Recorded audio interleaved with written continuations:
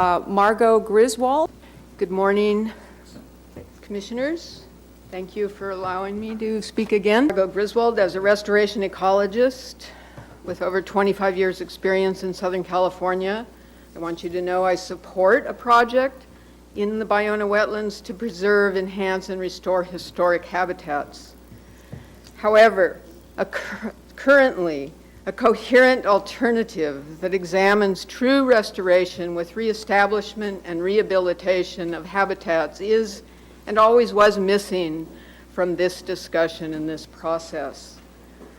The current alternatives are focused not on the wildlife and optimal benefits to those wildlife that were historically present. They just leave it out completely. In fact, these wildlife persist. I would like to clarify a few things based on the presentations by staff the first day of your meetings.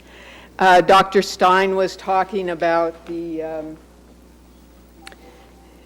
historical ecology of Ballona Wetlands.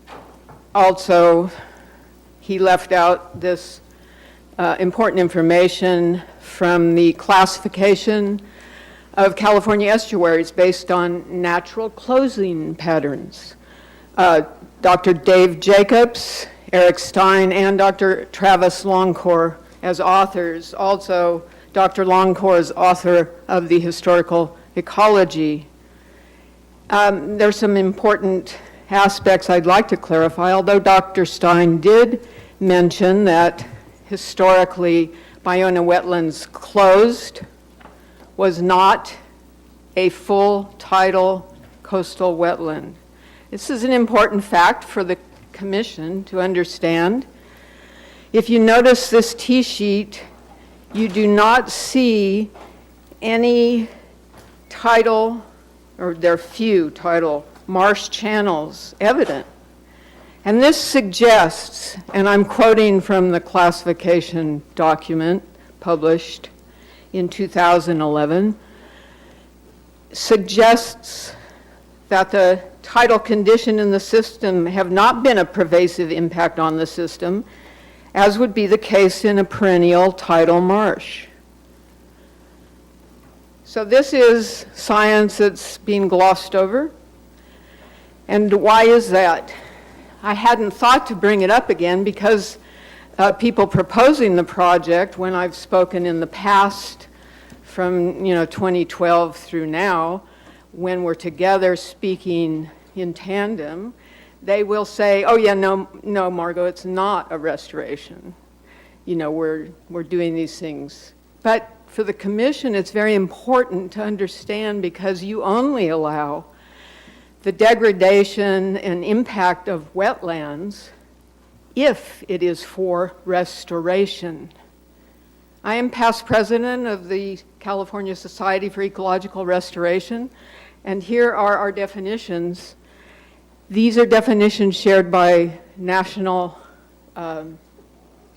organizations and the government. It is the process, restoration is the process of intentionally altering a site to a defined indigenous historic ecosystem. The goal of the restoration is to emulate the structure, function, diversity, and dynamics of the specified system. Creation establishes a historic ecosystem on lands that did not previously support that. And so it's important for you to see that. Restoration can be divided into two activities, reestablishment and rehabilitation. And I would say that's what's missing in the proposed project for the restoration of the Ballona Wetlands. Specifically, alternatives proposed represent an approach to create a generic coastal and perennial full tidal wetland that was not historically present, as documented in the histories that Dr. Stein presented and that I alluded to earlier. You're all very familiar with this photo by now. I think that the current project should focus more on a heterogeneous nature of the wetlands that were historically here. Why are we going to remove soil from wetlands, defined wetlands, and create flood control berms on said wetlands? I think if you notice, I'm not sure which is the pointer, there, that are draining a wetland. But if they drain it completely, you have an upland. So those drains are there that are draining a wetland. But if they drain it completely, you have an upland. So, you know, they're planting a huge pyramidical berm on top of that wetland that is being drained now. I just think that this whole process needs to be open to the public, and I would ask for the support of the Commission as we go forward to ask the Department of Fish and Wildlife to open this up to the public, to re-examine the goals. I know you're thinking, that's crazy, how can we do that? There's too much animosity. Let me tell you, as a consultant, I have worked with the Department of Los Angeles Department of Water and Power in the Owens Valley, on the Owens Lake. What can be more contentious? But yet I've worked for the last 4 years with a habitat work group made up of local interested persons who know their area very well, and we paid attention. We were all respectful, and we've all come up with an amazing plan that's working. I think Commissioner Vargas is familiar with the activities of the Owens Lake. We have a working solution there. It wasn't easy. I'm not saying it's easy, but nothing you really want is easy. So that's all I have to say. Well, thank you. Thank you so much. 9 minutes. Thank you. Patricia McPherson, Grassroots Coalition. Thank you, Billy. I have a small presentation, and thank you, Commissioner Brownsey, for your ex-parte communication. I was not aware of it until the 8th. So this is my response to what I've seen in that ex-parte communication. Also, I would like to remind you, per what Margot Griswold just said, there's no question that Ballona is a seasonal freshwater wetland. The history is there, and it's in Travis Longcore, Eric Stein's paper as well. But in addition, the LA Regional Water Quality Control Board has it classified all as potential drinking water, and the Prop 65 lawsuit that was raised against SoCal Gas that they lost also had the stipulation that Prop 65, it is classified as drinking water. And that's what they have to maintain, monitoring. They have to remediate the contamination that they've done to the drinking water. And when they dig this out, this number 7 stipulation that I showed you on the 8th was that they would no longer have to do that because the classification of groundwater would be changed. It would no longer be drinking water. They would not have to do that.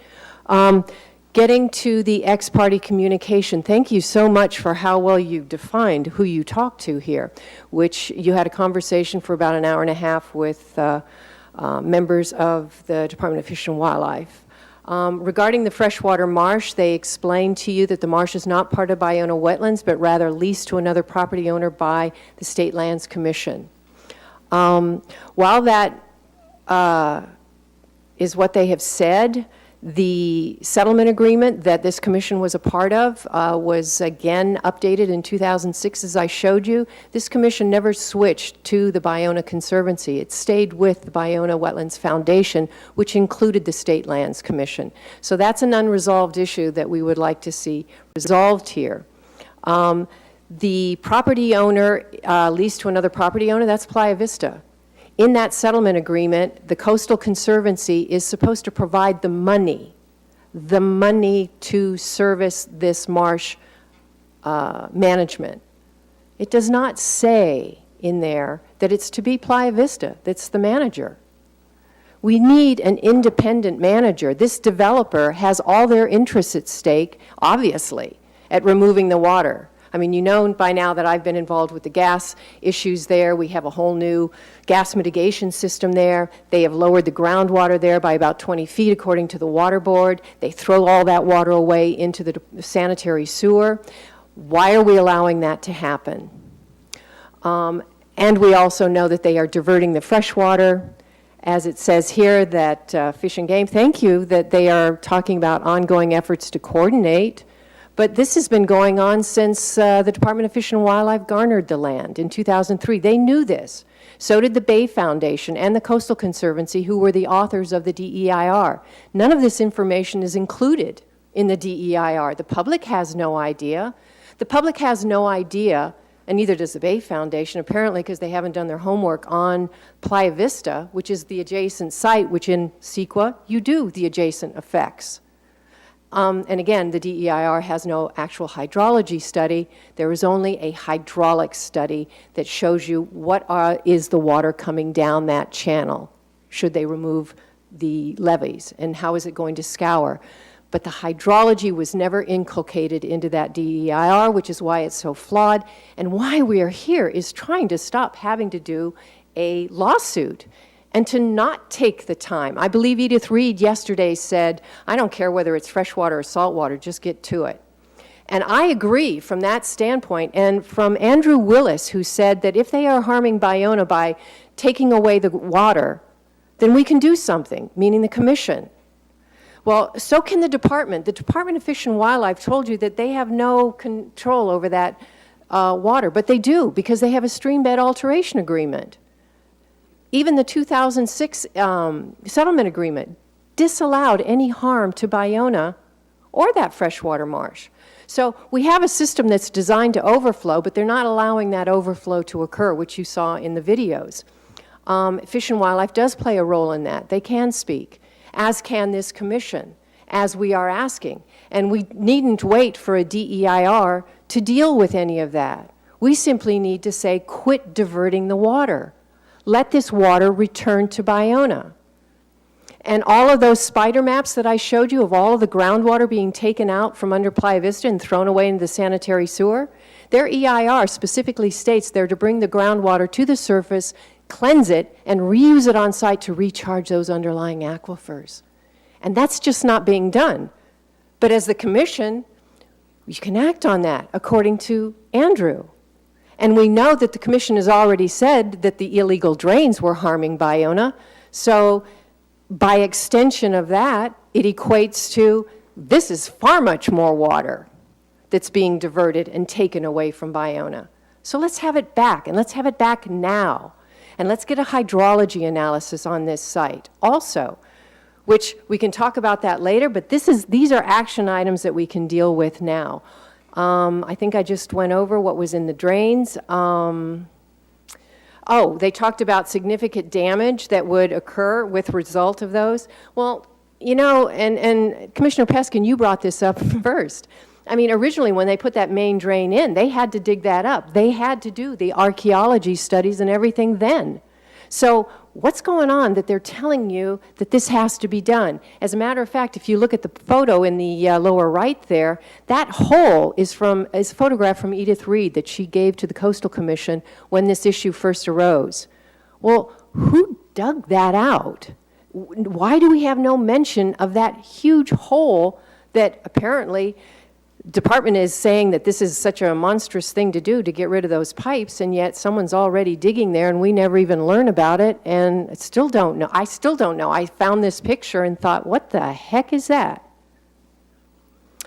So in any case, I think I've covered all of these issues now. And again, I reminded you that it was a freshwater. And if I may, is it possible for me to cede the rest of my time to someone else that's here that ceded me the time? No, but Susanne Cumming is coming up. She's Ballona Wetlands, too. All right. Well, Just, can I cede her the rest of my time, or? no, not All really. right. But anyway. Thank you very much. Okay, so Susanne Cumming's next. I'd like to build and include on all the points that Patricia McPherson made.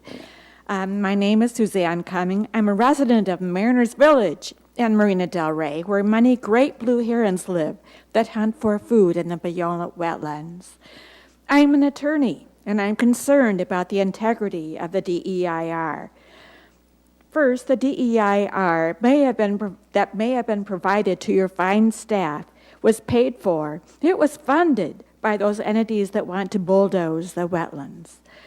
All three of the restoration alternatives presented favor bulldozing the wetlands. Second, there is no thorough hydrology study submitted with the DEIR. Thirdly, the DEIR does not thoroughly address Southern California Gas's equipment and many wells in the wetlands. Just recently, there's been a blowout right where I live. Because the DEIR is seriously flawed, I am concerned that if this commission supports a bulldozing option, litigation will follow. When this comes before you for a vote, please vote to protect the freshwater alternative or for a new, thorough, and fair DEIR study. Thank you. Anyway, first I want to acknowledge that all of us support that love of wildlife, I'm sure, or you wouldn't be here. And also, you're concerned, like I am, about the 50% or more decline in the diversity of our planet. Sierra Club, in our interest in Ballona, has not reached our conclusions in isolation. We've collaborated with LA Audubon, Defense of Animals, Grassroots Coalition, Ballona Wetlands Land Trust, Ballona Ecosystem Education Project, and other equally credible, diverse, dedicated Ballona organizations and community groups. Many of these groups and their members, including myself, went to Sacramento, and we lobbied for the acquisition of the Ballona Wetlands beginning in the early 1990s. We're not dilettantes. We've been here, as many of you know, for many years trying to work on Ballona. Your lengthy presentation on Ballona on Wednesday was really disappointing. It was slanted to support only one preconceived notion, full title. The current draft environmental impact report for Ballona Ecological Reserve has no hydrology study and no freshwater seasonal wetland alternative. It focuses only on digging out and industrially bulldozing 70% of Ballona. There's over 600 acres. Imagine how much, 20 to 30 feet deep. And then taking 15% of the land after they've dug out 70% and putting berms 20 to 25 foot high, higher than the ceiling, effectively eliminating 85% of our freshwater dependent habitat and the wildlife that inhabit it. The alternative would invite saltwater intrusion into a freshwater aquifer designated as potential drinking water for LA. It's a huge thing. It's just something that I cannot conceive you would support without at least considering a freshwater alternative. Thank you very much.